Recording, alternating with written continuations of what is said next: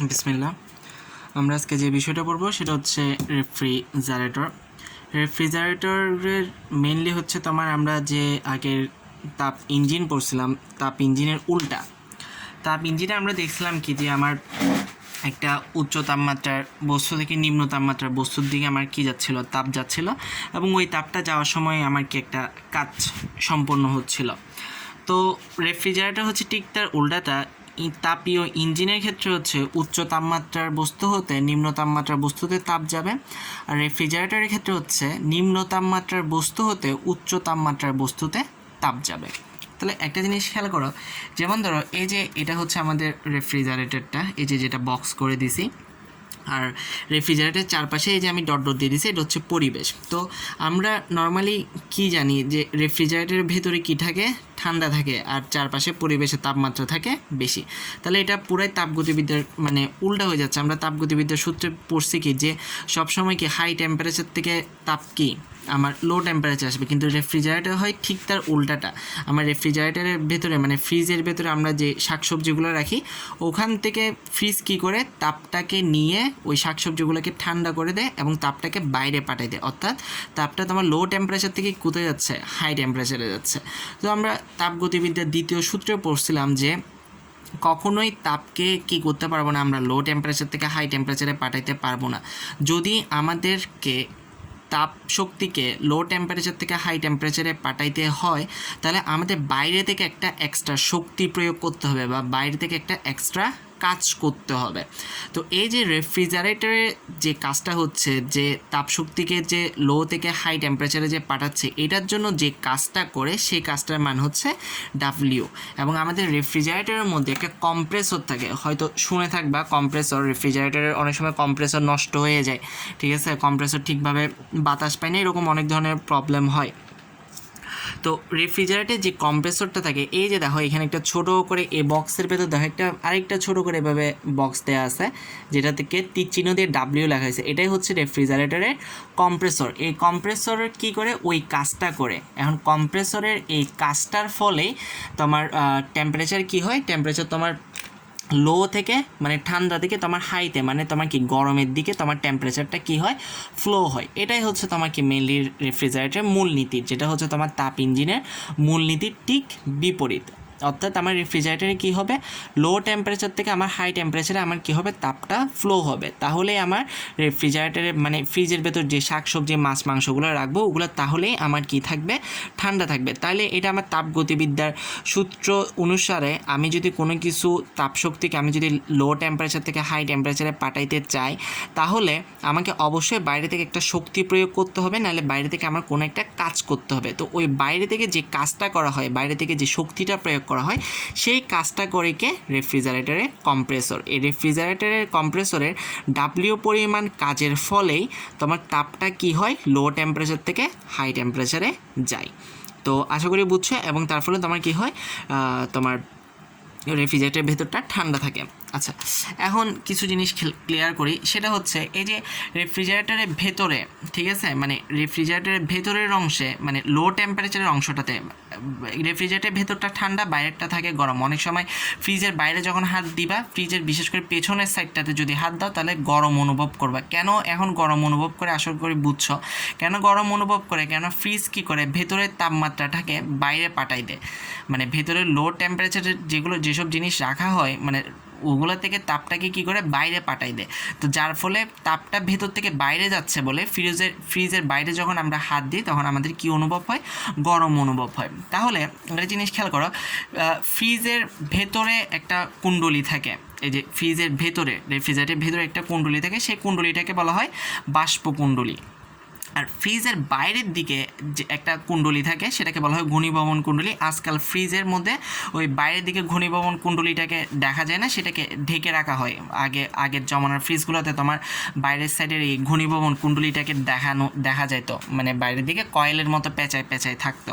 তো এটা হচ্ছে ঘনীভবন কুণ্ডলী, আর ভেতরে যে কুণ্ডলী থাকে সেটা হচ্ছে আমার বাষ্পকুণ্ডলী। তাহলে আমার এখানে ফ্রিজ কী করতেছে, ফ্রিজ এই যে লো টেম্পারেচার থেকে তাপটাকে বাইরে পাঠাচ্ছে, লো টেম্পারেচার থেকে যে তাপটাকে ও পাঠাচ্ছে সেটাকে আমরা বলি Q1, মানে যে তাপটা সে এখান থেকে গ্রহণ করে মানে এখান থেকে অপসারিত করতেছে সেটাকে আমরা বলি Q1, আর যে তাপটাকে সে বাইরে পাঠাচ্ছে সেটাকে আমরা বলি Q2। আর এই কাজের মাঝখানে তোমার কম্প্রেসর এই কাজটা করার জন্য কম্প্রেসর যে কাজটা করতেছে সেটাকে আমরা বলি W। তো Q1কে আমি অনেকভাবে বলতে পারি, সেটা হচ্ছে রেফ্রিজারেটর থেকে অপসারিত তাপ, অথবা যেহেতু তাপটা রেফ্রিজারেটরের ভেতর থেকে আসতেছে তাহলে আমরা বলতে পারি কি বাষ্পকুণ্ডলী হতে অপসারিত তাপ, অথবা রেফ্রিজারেটরের ভেতরটা তোমার কি ঠান্ডা বা শীতল, তাহলে আমরা বলতে পারি কি ঠান্ডা প্রকোষ্ঠ বা শীতল প্রকোষ্ঠ হতে অপসারিত তাপ, অথবা আমরা বলতে পারি কি নিম্ন তাপমাত্রার উৎস বা শীতল তাপমাত্রার উৎস হতে অপসারিত বা গৃহীত তাপ। মানে এখান থেকে তাপটাকে সে কী করতেছে গ্রহণ করে সে বাইরে পাঠিয়ে দিচ্ছে, মানে এখান থেকে মানে ফ্রিজের ভেতর থেকে সে তাপটাকে কী করতেছে অপসারিত করতেছে, সে এখান থেকে তাপটাকে গ্রহণ করে সে বাইরে পাঠিয়ে দিচ্ছে, মানে সেখান থেকে তাপটাকে কী করতেছে অপসারিত করতেছে। তো Q1কে আমরা বিভিন্নভাবে বলতে পারি। ঠিক তেমনি Q2কে আমরা কি বলতে পারি, রেফ্রিজারেটর বাইরে যে তাপটা ছেড়ে দিচ্ছে, বাইরে মানে কি তোমার সারাউন্ডিংয়ের মধ্যে মানে পরিবেশ মানে পরিপাশ, আমি সিস্টেম লিখলাম কেন, তোমার সারাউন্ডিং মানে তোমার পরিবেশ বা পরিপাশের মধ্যেও যে তাপটাকে ছেড়ে দিচ্ছে মানে যে তাপটাকে সে বর্জন করতেছে সেটাই হচ্ছে আমার কি Q2। অর্থাৎ আমরা বলতে পারি কি রেফ্রিজারেটর বাইরে সেটা সাধারণত বায়ুই থাকে রেফ্রিজারেটরের বাইরের পাশটাতে, তো রেফ্রিজারেটর বায়ুতে মানে পরিবেশে মানে সারাউন্ডিংয়ে মানে পরিপাশে যে তাপটা বর্জন করতেছে সেটাই হচ্ছে আমার কি Q2। আর রেফ্রিজারেটর এত কিছু না বলে আমরা নর্মালি এটাকে রেফ্রিজারেটর বর্জিত তাপ বলতে পারি, অথবা আমরা বলতে পারি কি যে এই তাপটাও কোথায় তোমার বর্জন করতেছে, ওই যে হাই টেম্পারেচারের ওখানে বর্জন করতেছে না, তাহলে আমরা বলতে পারি কি উচ্চ তাপমাত্রার বা উষ্ণ তাপমাত্রা উচ্চ বর্জিত তাপ।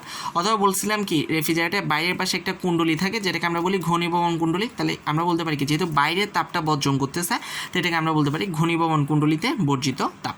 তো তোমার যেটাই বলা থাক একদম শর্টকাট চেনার উপায় হচ্ছে Q1 তুমি বুঝবা কীভাবে, Q1 বুঝে শর্টকাট উপায় হচ্ছে তোমার যে হয়তো বলা থাকবে তাপ গ্রহণ করছে বা তাপ অপসারণ করছে, এত কিছু যদি মাথায় না থাকে একদম শর্টকাট টেকনিক হচ্ছে Q1 মানে যে তাপটা ও গ্রহণ করবে বা যে তাপটা ও অপসারণ করবে, আর Q2 মানে যে তাপটা সে বাইরে ছেড়ে দিবে মানে যে তাপটা সে বর্জন করবে। আর T1 হচ্ছে ওই যে মানে ভেতরের টেম্পারেচারটা T1 আর বাইরের টেম্পারেচারটা হচ্ছে T2, তাহলে T1 অবশ্যই কম হবে আর T2 কী হবে অবশ্যই বেশি হবে, সেজন্য আমরা লিখছি কি T2 গ্রেটার দেন T1, মানে T1 হচ্ছে ওই যে প্রকোষ্ঠ থেকে সে তাপটাকে কী করতেছে অপসারিত করতেছে মানে ওই প্রকোষ্ঠের তাপমাত্রাটা, সেজন্য সেটাকে সংক্ষেপে আমি লিখছি অপসারিত তাপমাত্রা। আর T2 হচ্ছে কি তোমার বাইরে যেখানে তোমার বর্জন করতেছে যে অংশে বর্জন করতেছে সেই অংশের তাপমাত্রা, T2টা হচ্ছে সেই অংশের তাপমাত্রা, তার কারণে আমি এখানে লিখছি বর্জিত তাপমাত্রা। তার মানে T2 আমার সবসময় T1 থেকে বড় হবে, T1 হবে ভেতরের তাপমাত্রাটা একটা ফ্রিজের ভেতরের তাপমাত্রা, আর T2 হবে একটা ফ্রিজের বাইরে মানে তার চারপাশের পরিবেশের তাপমাত্রাটা T2টা। তো আমরা জানি ফ্রিজের ভেতর তো ঠান্ডাই থাকে আর ফ্রিজের বাইরে থাকে কি গরম, তো যার কারণে এটা T2 গ্রেটার দেন T1। আর কে হচ্ছে তোমার কার্যকৃত সহগ, কার্যকৃত সহগ হচ্ছে তোমার কি আমরা যেমন ইঞ্জিনের মধ্যে পাইছিলাম কর্মদক্ষতা, ঠিক তেমনি রেফ্রিজারেটরের ক্ষেত্রে যেটা ইউজ করা হয় সেটাকে বলা হয় কার্যকৃত সহগ। কার্যকৃত সহগ হচ্ছে অপসারিত তাপ এবং সরবরাহকৃত কাজের অনুপাত। তো এখানে আমরা তোমার ইঞ্জিনের মধ্যে দেখছিলাম W ছিল কি Q1 মাইনাস Q2, তো রেফ্রিজারেটরের ক্ষেত্রে আবার দেখো T1 গ্রেটার দেন T2, এখানে ক্ষেত্রে উল্টা T2 গ্রেটার দেন হচ্ছে T1, বুঝতে পারছি, মানে হুবহু তোমার এটার উল্টা বলতে তোমার এখানে হচ্ছিল কি তাপ ইঞ্জিনের ক্ষেত্রে ছিল একটা হাই টেম্পারেচার থেকে লো টেম্পারেচারের তাপটা আসতেছে, এখন জাস্ট জিনিসটা উল্টা হয়ে গেছে, এখন লো টেম্পারেচার থেকে তোমার হাই টেম্পারেচারে তোমার তাপটা যাচ্ছে, যার কারণে সূত্রগুলো উল্টা হয়ে গেছে। এখানে W ছিল তোমার কত Q1 মাইনাস Q2, এখানে এসে W হয়ে গেছে কি Q2 মাইনাস Q1। আর এখানে ইটা ইজিক্যাল টু মানে ওই যে আমার কর্মদক্ষতা ইজিক্যাল টু ছিল W/Q1, ইঞ্জিনের ক্ষেত্রে যেটা কর্মদক্ষতা, ফ্রিজের ক্ষেত্রে সেটা হচ্ছে কার্যকৃত সহগ, এখানে ছিল ইটা ইজিক্যাল টু W/Q1, এই ফ্রিজের ক্ষেত্রে এসে সেটা উল্টাই গেছে, ফ্রিজের ক্ষেত্রে কে ইজিক্যাল টু কে মানে হচ্ছে তোমার কার্যকৃত সহগ, এটাকে কার্যকৃত সহগও বলা হয়, কার্য সম্পাদনকৃত সহগ, অনেক কিছু বলা হয়, সহগ থাকলেই হলো কে ইজিক্যাল টু Q1/W। তো একই জিনিস মানে জাস্ট উল্টা, তোমার ওখানে ছিল W is equal to Q1 minus Q2, এখানে হচ্ছে Q2 মাইনাস Q1। তো এখান থেকে আমরা বলতে পারি কি Q2 is equal two W plus Q1। তোমার জাস্ট ওইটা চিনলেই হবে, কোনটা Q1 কোনটা Q2 সেটা ভালো করে চিনলে হবে। Q1 হচ্ছে যে তাপটা সে গ্রহণ করতেছে বা অপসারিত করতেছে, মানে ভেতর থেকে ফ্রিজের ভেতর থেকে যে তাপটা সে গ্রহণ করতেছে বা অপসারণ করতেছে। আর Q2 হচ্ছে যে তাপটাকে সে বাইরে বর্জন করতেছে। আর কে ইজ ইকুয়াল টু হচ্ছে Q1 বাই ডাব্লিউ, আমরা এখানে দেখছি কে ইজ ইকুয়াল টু হচ্ছে তোমার অপসারিত তাপ ডিভাইডেড বাই সরবরাহকৃত কাজ। তো আমরা দেখছিলাম অপসারিত তাপ হচ্ছে Q1 আর সরবরাহকৃত কাজ মানে হচ্ছে কম্প্রেসর যে কাজটা করতেছে সেটা ছিল আমার ডাব্লিউ। তো আমরা Q1 এর জায়গায় Q1 লিখলাম, ডাব্লিউ জায়গায় Q2 মাইনাস Q1 বসে দিলাম। আর ওইটা যদি আমরা তাপমাত্রা দিয়ে হিসাব করি, আমরা তাপ ইঞ্জিনে যেরকম Q1 এর জায়গায় T1 বসে দিয়েছিলাম আর Q2 এর জায়গায় T2 বসে দিয়েছিলাম, এখানেও সেম Q1 এর জায়গায় T1, Q2 এর জায়গায় T2। তো T1 T2 কোনটা? T1 হচ্ছে রেফ্রিজারেটরের ভেতরের তাপমাত্রাটা, মানে যে তাপমাত্রাটা কম, আর T2 হচ্ছে রেফ্রিজারেটরের বাইরের তাপমাত্রাটা, মানে যে তাপমাত্রাটা বেশি।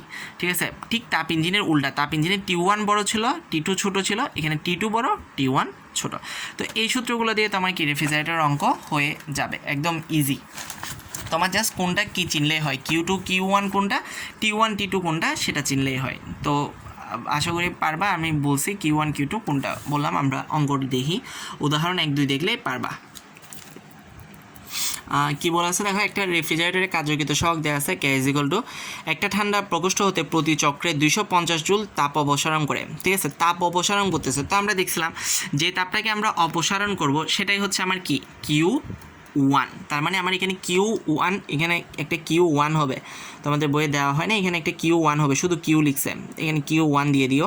তো Q1 ইজ ইকুয়াল টু হচ্ছে 250 জুল প্রতি চক্রে রেফ্রিজারেটর চালানোর জন্য কী পরিমাণ কাজ সরবরাহ করতে হবে, মানে ডাব্লিউর মান বের করতে বলছে, কী পরিমাণ তাপ প্রতি চক্রে বর্জন করবে, তার মানে বর্জিত তাপ মানে কি আমার Q2। তো আমরা নর্মাল সূত্র দিয়ে বের করে ফেলতে পারি K is equal to Q1 by W. আমার কে এর মান জানা আছে, আমার Q1 এর মান জানা আছে, সুতরাং আমি ডাব্লিউ এর মান বের করে ফেলতে পারবো। আবার ডাব্লিউ ইজ ইকুয়াল টু হচ্ছে Q2 মাইনাস Q1, আমার ডাব্লিউ এর মান জানা আছে, Q1 এর মান জানা আছে, সুতরাং আমি Q2 বের করে ফেলতে পারবো। ওকে, এরপরের অঙ্কটা দেখি। আচ্ছা, এখানে একটু খেয়াল করো, এখানে উদাহরণ 2টা তোমার বইয়ে যেটা করছে সেটাও ঠিক আছে, কিন্তু তোমার বইয়ে অঙ্কটাকে একটু ঘুরাই করছে, Q1 Q2 এর জায়গাটা অদল বদল করছে, যার কারণে সূত্রটাও একটু চেঞ্জ করে লিখছে। তো এভাবে করার দরকার নেই, আমরা যেভাবে সূত্রটা শিখি সেভাবেই করব। আমরা একটু দেখি এখানে কী কী বলা হয়েছে। বলা হয়েছে কি একটা রেফ্রিজারেটরের -70°C তাপমাত্রার তাপাদার হতে 3500 জুল তাপ গ্রহণ করে। তার মানে যে তাপটা গ্রহণ করতেছে সেটা আমার কি, যে তাপটা গ্রহণ করতেছে সেটা হচ্ছে আমার কি গৃহীত তাপ, মানে যেটা গ্রহণ করতে সেটা আমার হচ্ছে Q1। তাহলে আমি এখানে লিখছি দেখো Q1 ইজ ইকুয়াল টু আমার কত 3500 জুল। উচ্চ তাপমাত্রার তাপাদারে 5200 জুল তাপ বর্জন করে, তার মানে যে তাপটা বর্জন করতে সেটা আমার Q2। আমি লিখছি Q2 is equal two 5200 joule. আমাদেরকে রেফ্রিজারেটরের কার্যকৃত সহগ বের করতে হবে কে এর মান। তো কে ইজ ইকুয়াল টু কত, তো আমি Q1 Q2 জানি, তাহলে আমি এই সূত্র দিয়ে আমি কি কে এর মানটা বের করে ফেলতে পারতেছি। এরপর কি বলা আছে দেখো, তাপাদারের উচ্চতর তাপমাত্রা কত হবে। উচ্চতর তাপমাত্রা মানে কোনটা তোমার, T1 না T2?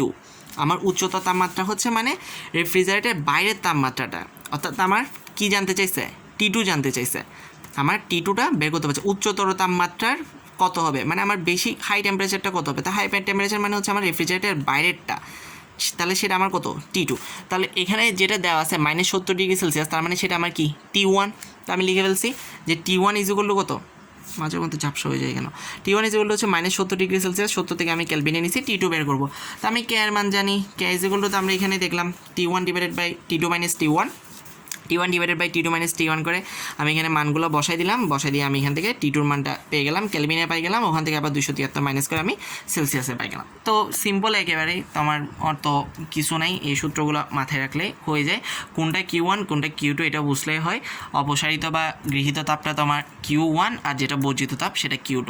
যে টেম্পারেচারটা বেশি সেটা T2, যে টেম্পারেচারটা কম সেটা T1। অথবা বলতে গেলে রেফ্রিজারেটরের ভেতরেরটা হচ্ছে T1, রেফ্রিজারেটরের বাইরেরটা হচ্ছে T2। অথবা তুমি অন্যভাবে বলতে পারি, এই যে এগুলো দিয়েও বলতে পারো যে তোমার ঘনীভবন কুণ্ডলীর টেম্পারেচারটা কি, তাহলে T2, বাষ্পকুণ্ডলীর টেম্পারেচারটা কি, তাহলে তোমার T1। এভাবেও তুমি বলতে পারো, এগুলো দিয়েও বলতে পারো। ঠিক আছে, তো এখানে আমি তোমাকে 3টা কাজ দিলাম, আশা করি পারবা, সহজেই আছে, করে ফেলিও। ঠিক আছে। তো এই ভিডিওতে এতটুক থাকলো, আপাতত এগুলো করো, আগেগুলো তো এখনও সলভ করা হয় নাই, তাই আর দেখাই নাই। এন্ট্রপি বিশৃঙ্খলা আমরা পরের ভিডিওতে দেখব, ঠিক আছে। এগুলা করে ফেলো এবং আগেগুলো তো কালকে সলভ হবে। ওকে, ঠিক আছে, আল্লাহ হাফেজ।